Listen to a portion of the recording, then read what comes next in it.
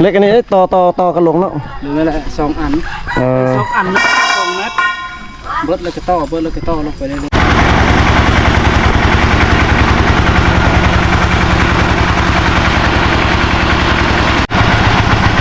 คนสิเปลี่ยนเล็กบ่จ้ะงามนะน้องเนาะ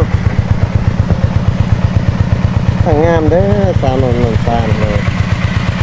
น้องเพิ่นก็มาเบิ่งสร้างเพิ่นเจาะน้ำคือกันพี่น้องน้องสาวนุ่นเพิ่นมากันลงมาสบายดีเนาะสบายดีบัดนี้น้องซาสบายดี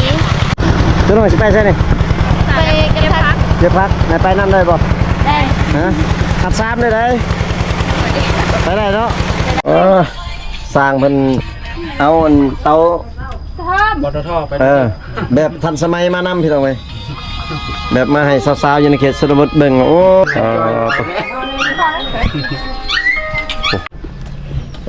ตัวพี่น้องมาเด้อกินข้าวกันพี่น้องเว้ย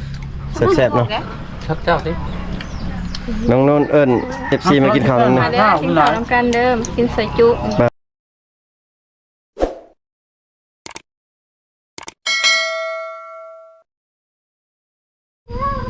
ทักทายสบายดีพ่อแม่พี่น้อง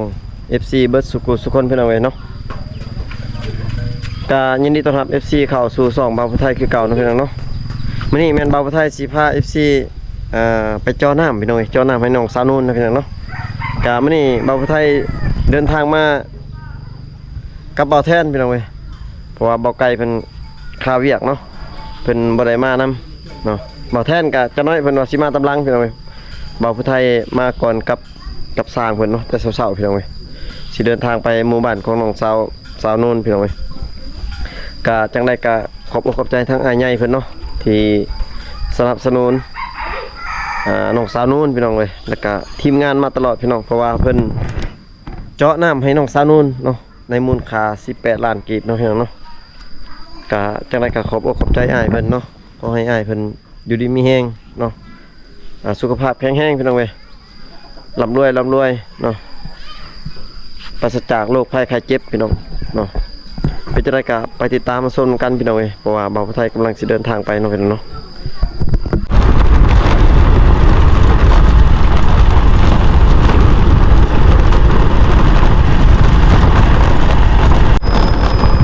ตอนนี้ก็กำลังมาสีฮอดบ้านของน้องสาวนุ่นแล้วพี่น้องเนาะแต่ว่ารถสร้างเจาะน้ำก็ยังบ่ทันมาฮอดซะเปิดไล่ตำลังแล้วพี่น้องเพราะว่าเฮาขี่ตำลังรถใหญ่บ่ได้เนาะเพราะว่าขี้ฝุ่นเฮาต้องได้ขี่ก่อนเพิ่นว่าซั่นซะเนาะพี่น้องกำลังสิฮอดบ้านของน้องนุ่นแล้วพี่น้องเอ้ยโอ้อยะเพิ่นไปหาสอนแต่เช้าเนาะพี่น้องและประตู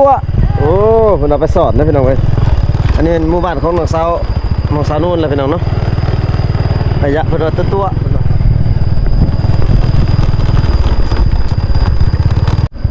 ตอนนี้เป็นรถสร้างเพิ่นก็กำลังมาพี่น้องเนาะเพราะว่าเฮามาก่อนสังเกตเบิ่งรถว่ากี่ฝุ่นมาเนาะพี่น้องเนาะเราต้องได้มาก่อนพี่น้องนี่มันสร้างเจาะพี่น้องเนาะมาเลย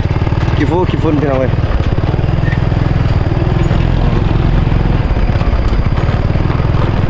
น้องสาวนุ่นเป็นสิได้นำร้านใหม่แล้วพี่น้องเอ้ย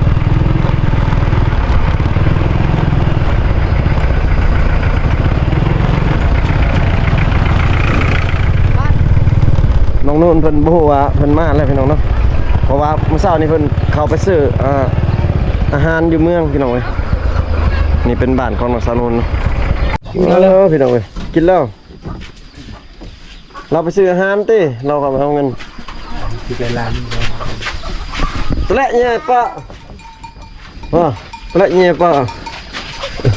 เอาเงินในการกบเล็กหน่อยเพิ่นมาเบิ่งเมืองสร้างเจาะ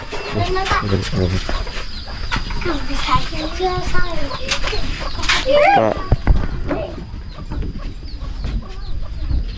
จักใหญ่อยู่พี่น้องเนาะเจาะมีรถสร้างเจาะน้ำเนาะบ่ฮู้ว่าสิแล้วหรือบ่มื้อนี้เนาะพี่น้องเนาะ เพราะว่าสร้างเพิ่นประมาณ2 มื้อเนาะหรือว่า2 วันเนี่ยน่ะเพิ่นว่าสิเจาะอยู่นี่เพิ่น รถยังรถล่มบ่ อันนี้เป็นหมู่บ้านของน้องสาวนุ่นเนาะตามที่ว่าบ่าวผู้ไทยได้ถามน้องสาวนุ่นแล้วก็พ่อของน้องสาวนุ่นเนาะพี่น้องเนาะเพิ่นว่าสิเจาะประมาณแถวๆนี้ล่ะพี่น้องเอ้ยแถวหลังบ้านของน้องสาวนุ่นนี่ล่ะเนาะเพิ่นสิเจาะแถวนี้เนาะตอนนี้เป็นสร้างเพิ่นกำลังถ่าน้องสาวนุ่นเนาะน้องสาวนุ่นเพิ่นมาแต่เมืองพี่น้องเอ้ยเพิ่นไปซื้อเนี่ยอยู่ของกินนี่ล่ะพี่น้องเอ้ยเพิ่นไปซื้อแนวอยู่ของกินเนาะให้ทางทีมงานเจาะน้ำ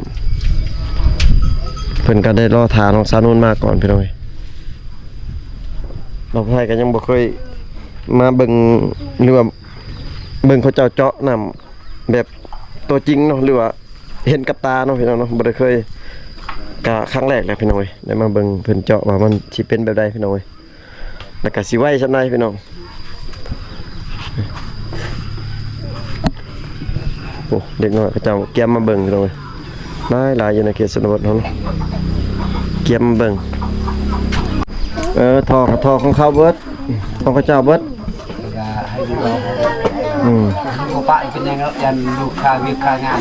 นะพอกับมันอยู่นี่แหละพอกับเบิ่งกันเป็นมาถามว่าอยากได้ทอมันถามว่าทอเขาชื่ออีกบ่แล้วว่าทอเขาเจ้าแล้วเขาเจ้ามีทอให้แล้ว เสือกกับสายไฟนะของเฮามีแต่หน้าใด เสือกจอกลงกับไฟ สายไฟป่ะสายไฟนี่ได้ซื้อเอง มันเฮามีแต่หน้าใดเองดันจะมีแล้วหอยลิ้นลิ้นมันอยู่กับพื้นลิ้นมันเทิงไปแล้วยังก็เอามีดเอายังก็มาผันไว้ยังทอแท้ เจาะอยู่ใกล้เฮือนนะสบาย ใกล้เพื่อนเลยสบายนี่ข้างใน จะมาเจาะอยู่เบิ่งลุมเพิ่นบ่บ่ได้บ่เจาะอยู่ลุมเพิ่นบ่ได้บ่ใกล้เฮือนครัวน่ะบ่ได้บ่ อะไรอยู่ทางเขา ฮะทางบ่ ทางยืนแล้วก็ห้ำให้เจาะอยู่ที่อันนั้นดินค่อยอันนี้ให้เจาะเขาเคยเขาเจาะทางน้ำอ่ะห้ำมาว่าญาติเขาสบายอยู่ในชาติได้ล้าน รถตะขัดเจาะอยู่พุ่นนะครับ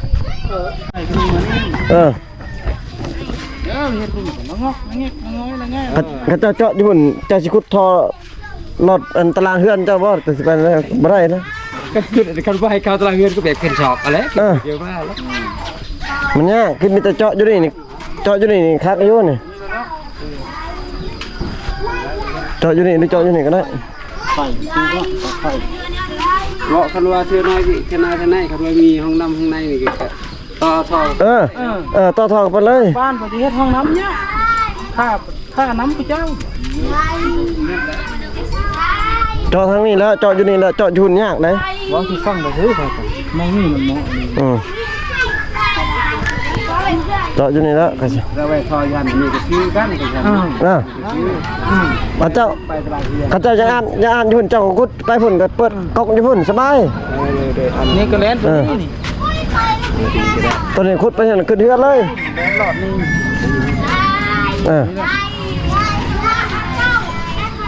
น้องได้ไผ่เจ้านี่เลยไผ่ใช้เล็กน้อยนะ คนดีได้ก่อน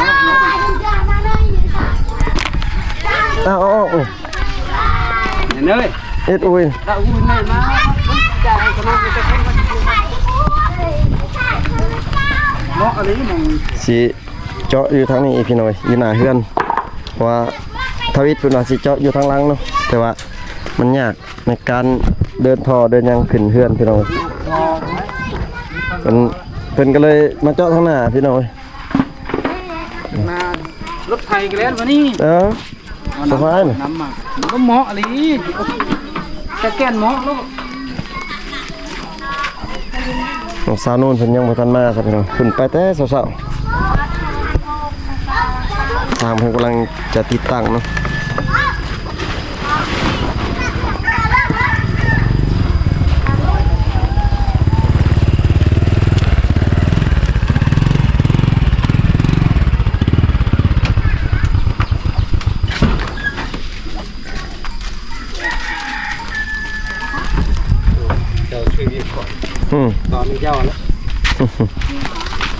เราช่วยเวียกจะเอาขนมให้กิน กำลังกะเกียบให้หน่อยอาจจะเป็นเหล็กเนี่ยลงไปนะพี่น้อง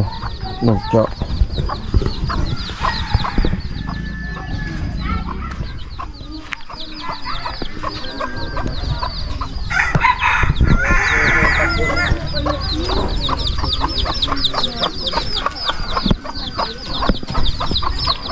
โอ้พี่น้องเว้ยสร้างเพิ่นว่าสิยามน้ำก่อนเมียงเอาไข่บ่สร้าง เด้อไข่ไก่ย่าง เอาใกล้ๆเชียงห้าน้ำ เนี่ยเอาใส่ฝ่ามือแล้วก็สิเด้งอยู่ในฝ่ามือครับ โอ้มีสูตรอีกเนาะโอ้ ซื้อไข่ไก่กัน โอ้เปิดไปซื้อใกล้ๆพี่น้องเว้ยโอ้ทางสร้างครับพี่น้องเพราะว่าเพิ่นว่าญาติบ่มีน้ำเจาะไปโลดเนาะแต่ว่าต้องมาเสี่ยงก่อนเอาไข่มาเสี่ยงแบบแบบคือแบบคนเสียมีหยังต่างๆพี่น้องเว้ยแบบเสื้อถือเนาะอีกของประเพณีพี่น้องเว้ยไปอยากเสี่ยงหาน้ำก่อนพี่น้องเอาไข่มามาเสี่ยงโอ้พี่น้องเว้ยเอาได้ไข่แล้วพี่น้องเอาเป็นเสี่ยงมันพี่น้องเว้ย มันเสียงยาม ยามมาเหรอยามน้ำ ผู้บอกว่า ไปคือเบิ้งอยู่เชียวโอ้สิเบิ้งสูตรใหม่เลยพี่น้องเว้ยโอ้ยังเสียงขนาดนี้พี่น้องเว้ย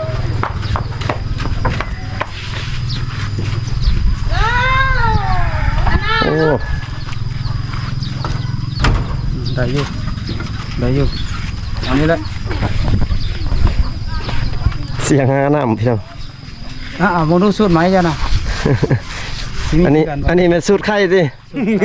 สูตรไข่ยามน้ำพี่น้องเว้ยอันนั้นสูตรใหม่เพิ่นเนาะโอ้โหสูตรใหม่เลย นี่ตั้ง ลง ตั้งปุ๊บเลย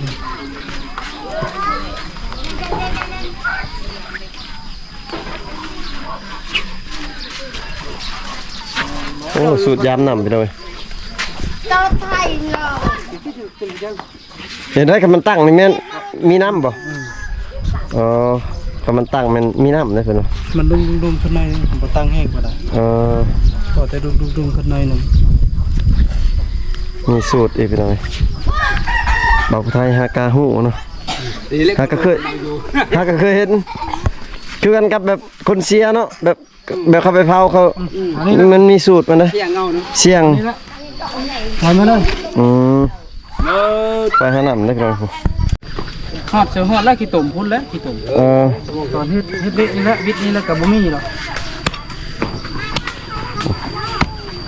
เป็นยามเจอน้ำนะเพิ่นว่าขุดอยู่นี่เลยเจาะอยู่นี่เพิ่นว่า สตาร์ทมาได้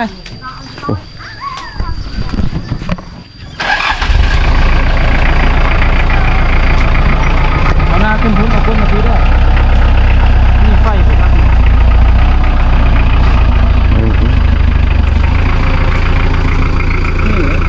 ตอนนี้รับไปแล้ว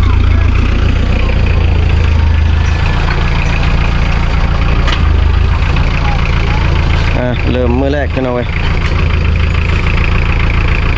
ฮะเหยียบท่อเหยียบท่อแล้วไป เอาจะของเหยียบบ่ ไปหน้า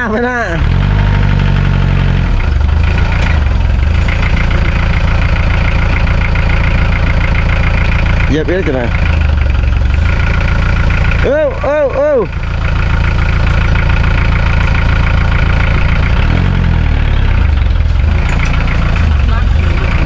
ฮะ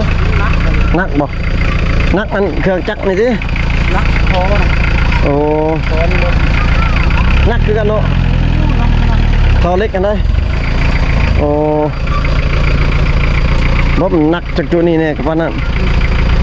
บ่มันจนสิหยกเพิ่นว่า เวลาพูดเก่ง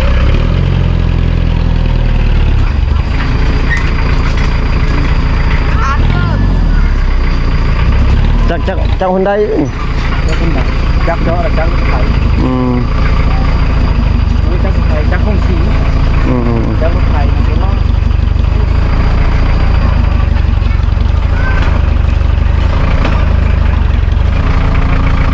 เอาตรง ซื่อ ซื้อๆเลย มาหลายๆแล้วฮักมาไปมาไม่เอาซื้อก่อน ก็น่าซื้อๆบ่ บ่มาหลังหลายๆแล้วฮักไปหน้ามันตรงช่วงซื้อมา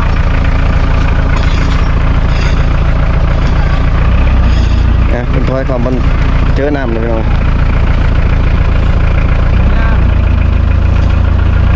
ตายเลยดิ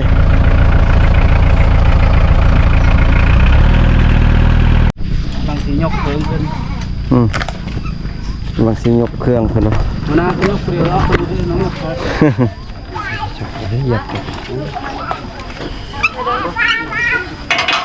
เป็นกำลังสิยกเครื่องเพิ่นสิเจาะพี่น้อง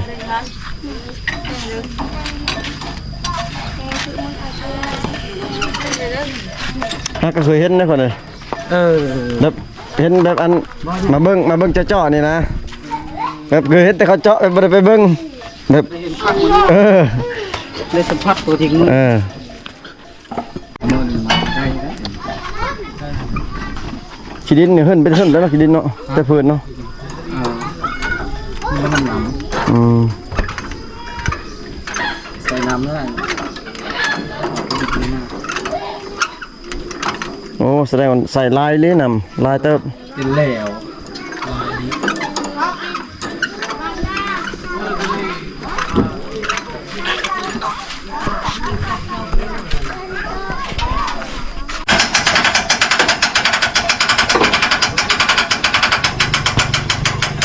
แม่พูด กำลังติดตั้งพี่น้อง คือแม่ว่าคือตุ่มเลยนะ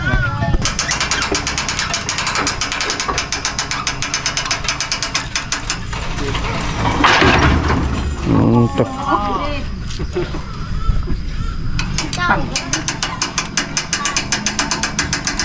โอ้นอกสาวนุ่นเพิ่นหากะมาพี่น้องเพิ่นซื้อเครื่องมาลายเนาะเครื่องนอกสาวนุ่นมานี่โอ้เพิ่นไปเอาเงินเพิ่นก็ซื้อเครื่องมาขายเลยพี่น้องเว้ยอันนี้มันเครื่องของนอกสาวนุ่นนะพี่น้องเนาะเพราะว่าเมื่อเช้านี้เพิ่นเข้าไปในเมืองเนาะแล้วก็เอาเงินก็ไปซื้อเครื่องมาเลยแล้วก็ทั้งทีมงานเข้ามาก่อนออกมาก่อนพี่น้อง ตาอูก่อนได้ก็ได้ตาอูก่อนสิ มีลายอยู่พี่น้องมีขนมมีหยังมีเบียร์มีหยังลายๆพี่น้อง เอาไว้มั่นมาสิ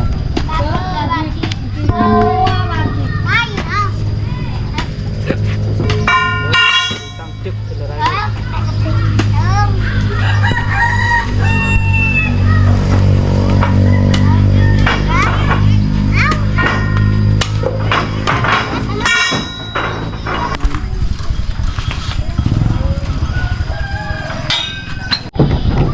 นกซาๆพี่น้องแล้วก็มาแต่สวนไปเลยมื้อนี้สิเอาน้องเพิ่นแล้วมากินข้าวนำมื้อนี้ให้มาน้องเพิ่นมาแต่งอยู่ขอกินน้ำบ่าวแทนมาเพิ่นพี่น้องเอ้ยรออยู่บ่มวยนี่รอ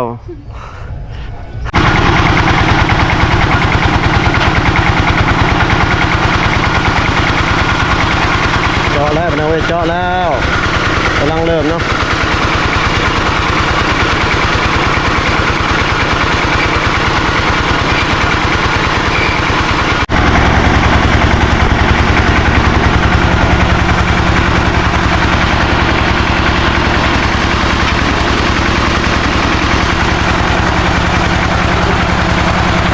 เป็นหินบ่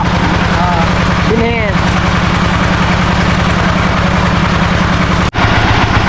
่คนสิเปลี่ยนเล็กบ่จ้ะ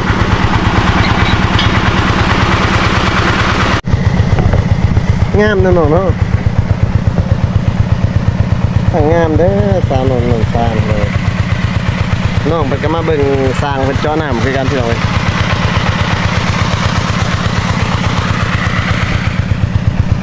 เพิ่นว่าอยู่จนพุ่นแหละจนเจาะน้ำแล้วพุ่นล่ะพี่น้องเอาจนน้ำออกพุ่นแล้วจังเพิ่นสิเมื่อคันน้ำบ่แล้วนะครับคือสิเพิ่นสิบ่เมื่อแล้วพี่น้องนั่นน้องซานะเยอะมันกินข้าวเช้าแล้วบ่ยังบ่ได้กินข้าวเช้า ห่างกันแล้วนั่งนั่ง โอ้แสดงว่าชิน้องแบบเคยตอนเช้านี่บ่ได้กินข้าวออกไปเฮ็ดเวียกก่อน เห็น พี่น้องน้องสาวนูนเป็นนักกันลงมาสบายดีเนาะ สบายดี บัดนี้น้องซา สบายดี มีแต่คนงามเนาะคนงามนี่ได้แต่งามเนาะสบายได้น้ำในบ้านนี้เนาะดีใจอยู่บ่ ดีใจ ดีใจอยู่เพิ่นว่าสิบ่ได้หามน้ำแล้วเนาะบ่ได้หามน้ำมาแต่ผู้แต่ฟ้าแล้วบ้านนี้พี่น้องเว้ยใจเก็นพร้อม ได้สร้างเพิ่นว่าได้มีน้ำบ่มีอยู่บ่ดินอ่อนอยู่บ่เดี๋ยว มาแทงได้อยู่ เพิ่นว่าแท่งได้อยู่ติ ได้อยู่ เจาะได้อยู่เนาะสร้างเจาะเพิ่นว่าเจาะได้อยู่ดินบ่แข็งปานใดเพิ่นว่าพี่น้องเว้ยงามพี่ตาท้าบัดยึดแข้งอยู่บ่แข้งเข่าอยู่บ่แข้งเข่าอยู่บ่ได้อยู่เพิ่นว่า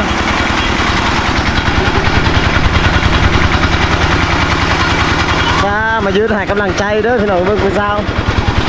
มายืนให้กำลังใจผู้บ่าวเด้อนี่พี่น้องงามพี่น้อง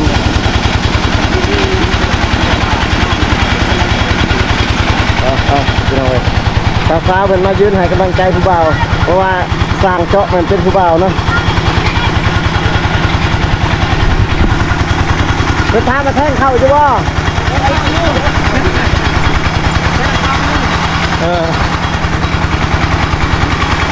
พี่น้องเอ้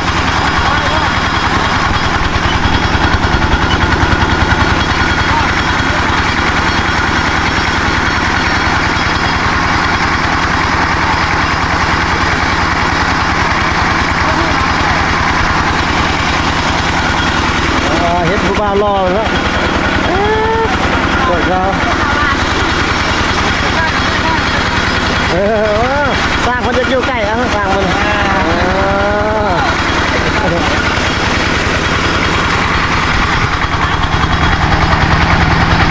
ตัวหน่อยจะไปใช่ไหม ไปเก็บพัก เดี๋ยวพักไหนไปนั่นได้บ่ ได้ ฮะขับซ้ำได้เลย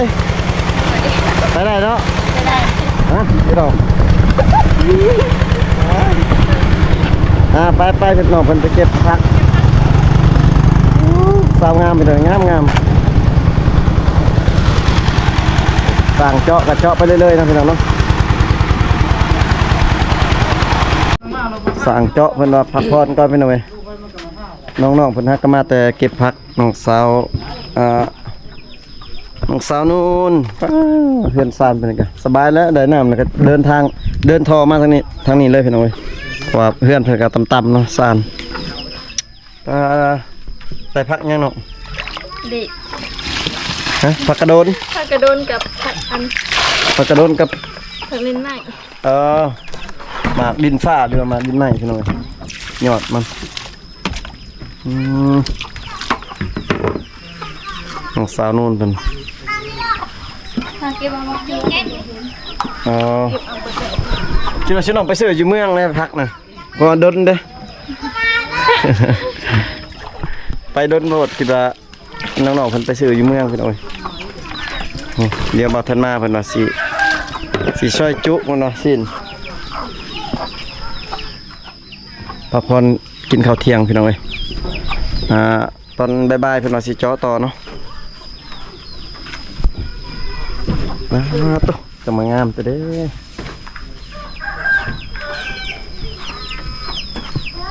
ผู้ใดเนาะคือทิมคือพระน้องสาวนู่นนี่เนาะผู้งามปานนี่ก็ยังทิมเนาะน้องนู่นเนาะน้องบ่ได้ใส่กระแจมาเนาะบ่ใส่กระแจยันคนเด็กน้อยพลักเครื่องติเขาบ่หลักมัน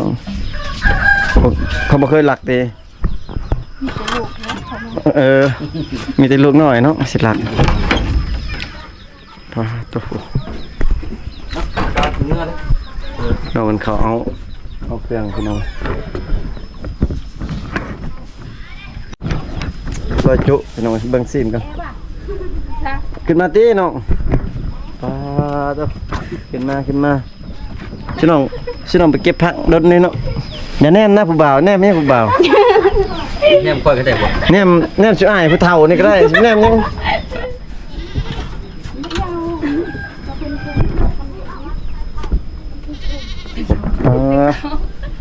สาวๆเพิ่นพี่น้องเอ้ยเครื่องนี่บ่ได้หลายเนาะน้องอันนั้นเนาะ แม่ ไปซื้อมื้อเช้านี่ติ ลืมใส่เบียร์ แซ่ละติเนาะ ใส่ไม่ลืมของไว้เบียร์เลยลืมแล้ว ลืมนะแซ่ละติ เอาเบียร์ตัวนี้เนาะ เบียร์ตอนนั้นมันแห้งไงเพิ่นว่าสร้างเราจะกินแอลกอฮอล์หน่อยนึงเพิ่นว่าทางอ้ายใหญ่เพิ่นว่าสนับสนุนไปสนับสนุนทางทีมงานตุ๊บน้องเอ้ยเปลี่ยนกันหลาย พี่น้อง ตุ๊บน้องสาวนนท์หัวขาภาษาน้องเอิ้นว่าหยังเนาะ เรื่อง กูรึงพี่น้องเอ้ยหัวขาถ้าผู้ใดอยากมีขาก็ต้องปลูกขาเด้อพี่น้องเด้ออย่าไปปลูกมะเขือมะแขก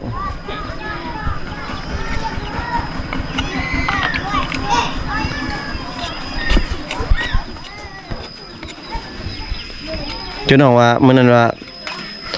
ดนๆได้กินเทื่อนึงบ่เจอจุสิ้นได้ซื้อเนาะดนๆจังได้ซื้อพี่น้องเอ้ยมื้อนี้ก็ได้กินนำกันแล้วมันซอยจุกินดิบได้อยู่ที่ช่องน้องบ่กินซอยจุบ่กินมีแต่ลวกเอาเนาะน้องเนาะ ยังบ่เคยลอง ยังบ่เคยลองอ๋อแต่ว่ากินได้ ยังบ่ฮู้ว่ากินสิกินได้หรือบ่พุ่นน่ะ มีสักหน่อยก็ได้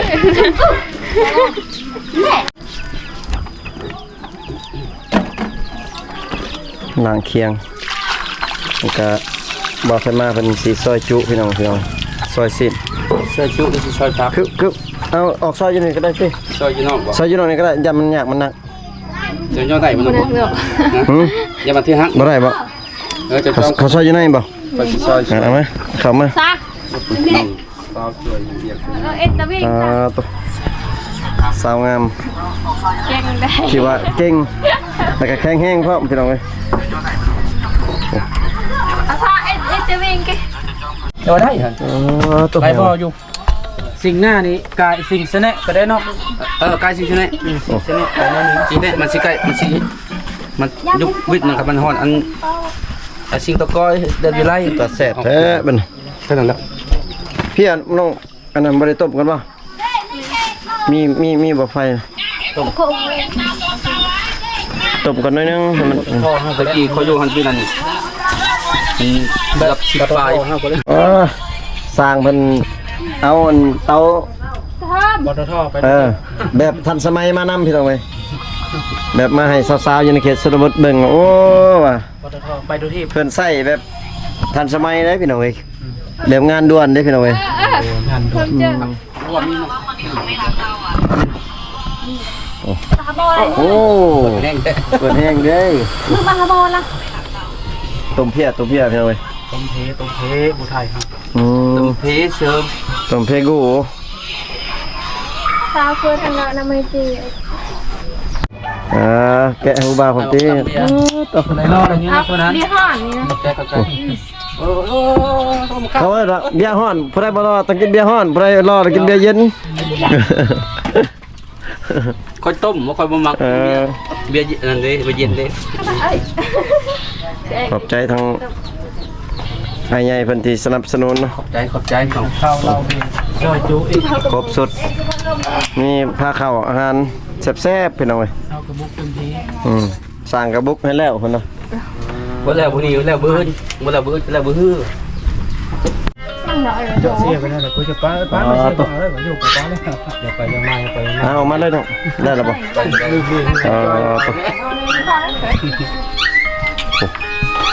สร้างเพิ่นกำลังผ่า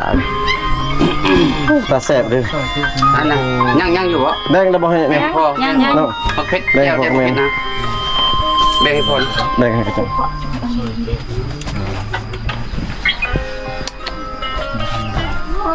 จนไหนจะ แซ่บๆพี่น้องเอ้ย ลงมือสุจอยซอยจุ โอ้เคยกินบ่บัดนี้บ่เคยกิน เคยกินกระซุก คันแซ่บแล้วข้อเฮ็ดคันบ่แซ่บแล้วบ่ทัน บ่ตัดนี่น้องเคยกินบ่ตัดบ่เคยกินเห็นบ่ ไปตา มื้อนี้แหละจะได้ มื้อนี้น้องสิได้กินตับแล้วมื้อนี้เบิ่งครับละ ตัวพี่น้องมาเด้อกินข้าวกันพี่น้องแซ่บๆเนาะ ชักเจ้าสิ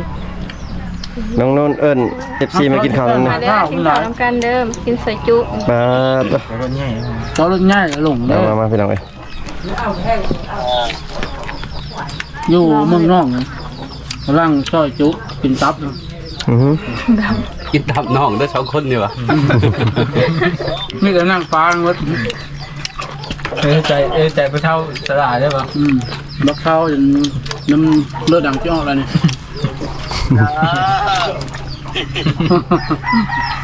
งานทั้งเลือดเดี๋ยวนี้นะรอ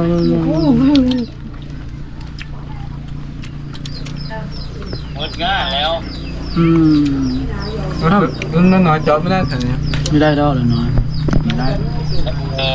จะไปกับเพื่อนไปน้ำรถอาหลงเลยมันอันนั้นนั่นรถอาหลง กินเด้อกินเด้อ อาล้านใช่ บ่ต้องอายเพิ่นเด้อ เขาดูท่าเพิ่นหมอหู้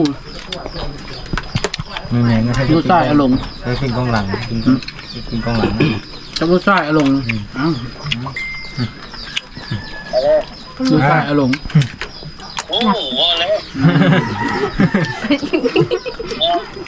มันเข้ามา ดูท่าอาหลง ไปวันนี้แหละแล้วก็แทรกไปเลยนะ รถคักน้อย คาคือบอก แซ่บอยู่บ่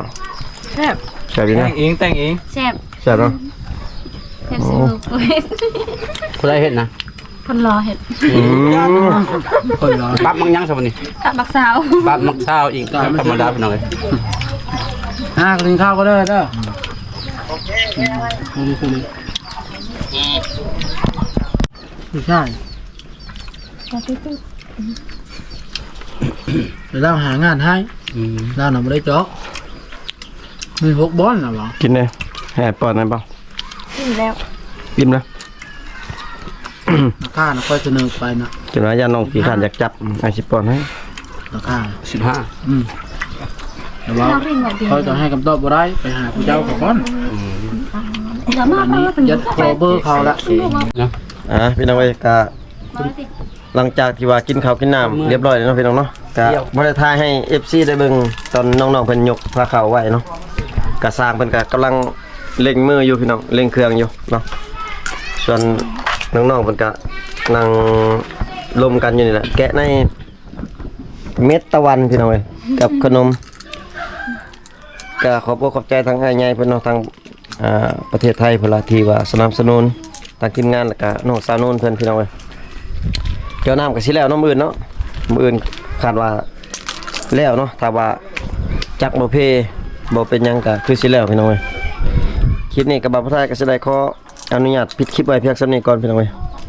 รอท่าติดตาม EP ต่อไปพี่น้องหรือว่ามื้ออื่นบ่าวผู้ไทยสิได้มาอัปเดตให้พ่อแม่พี่น้องได้รับชมนำกันอีกเทื่อนึงพี่น้องอยู่ดีมีแรงเบิดสุขทุกคนพี่น้องเอ้ยบ๊ายบายนี่เนาะ น้อย